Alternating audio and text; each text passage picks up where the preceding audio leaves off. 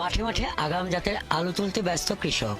রবি মৌসুমে সীমান্তবর্তী দিনাজপুরের হিলিতে এই আগাম আলুর চাষ করেন তারা বেশি দামের আশায়। সেপ্টেম্বরে রোপণ করা আলু ওঠানো হয় মধ্য নভেম্বরে। এই সময়টায় হিলির খট্টমাধবপাড়ায় আগাম আলু বিক্রির অস্থায়ী হাট বসে গত এক দশক ধরে। এবারও ব্যতিক্রম হয়নি। সেখানে পাইকারদের কাছে সরাসরি আলু বিক্রি করেন কৃষক, মধ্যস্বত্বভোগী ছাড়াই।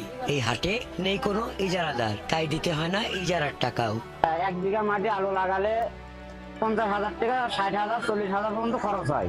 1 লাখ থেকে 1,10,000-20,000 টাকা মতো বিক্রি হবে, তাতে আমাদের কৃষকেরা সবাই খুশি। আলুর দাম মোটামুটি এবার অনেক অন্যান্য বছরের চেয়ে ভালো, যেমন 2500-2400 টাকা মন আলু বিক্রি হচ্ছে এখানে। আলুর মান ভালো হয় আশেপাশের বিভিন্ন জেলা থেকে পাইকাররা আসছেন এই হাটে। প্রতিদিন 1,500 থেকে 2,000 মন আলু বিক্রি হয় এখানে।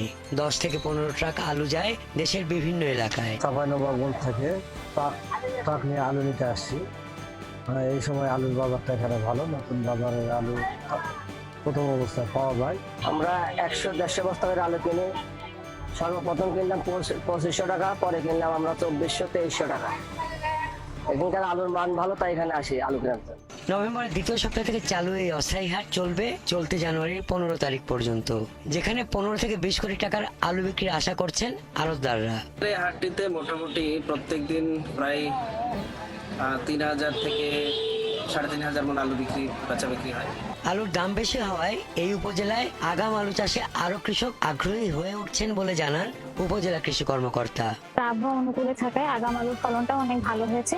আর আমাদের কৃষি বিভাগে যে প্রচারণা এবং আমাদের প্রিন্ট এবং ইলেকট্রনিক মিডিয়ার যে প্রচারণাগুলো ছিল, তাতে আমাদের কৃষক ভাইরা আসলে উপকৃত হয়েছে। হাকিমপুর উপজেলা কৃষি অফিসের তথ্য অনুযায়ী এবার 1042 হেক্টর জমিতে আলু চাষ হয়েছে।